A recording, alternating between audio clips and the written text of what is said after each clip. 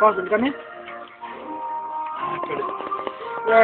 Leg piece குட்டி leg piece பெரிய leg piece இப்போ தான் சாப்பிட்டு முடிச்சாங்க தவளைக்கறி ரொம்ப நல்லா இருக்கு உடம்புக்கு ரொம்ப ஸ்ட்ராங் ஸ்ட்ரென்த்தாக இருக்கும். அவர் இப்போ சாப்பிட்றது பின்னங்கால் தவளையோட பின்னங்கால் சாப்பிட்டு முடிச்சு எலும்புங்க அது இது ரொம்ப சாப்பிட்டேன். இன்னும் சின்ன லெக் பீஸ் அவர் இந்தியன் ட்ரெடிஷன் படி சாப்பிட்றாரு. கொட்டாங்கச்சியில் வச்சு தேங்காய் உடைய மிக்ஸ் பண்ணி நல்லா சமைச்சு கொடுக்குறாங்க. அந்த கோகூருடைய அந்த பக்கத்து பசங்களாம் எல்லாம் ப்ரிப்ரேஷன் பண்ணி எனக்கு கொடுத்துருக்காங்க.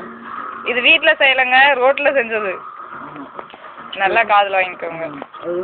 அது வேற ருசிச்சு சாப்பிட்றாரு நம்ம பன்னீர்செல்வம். ரொம்ப பிடிச்சிருக்கான். புஜ்ஜி கொடுக்கலாமா? புஜ்ஜி சாப்பிடலாம்.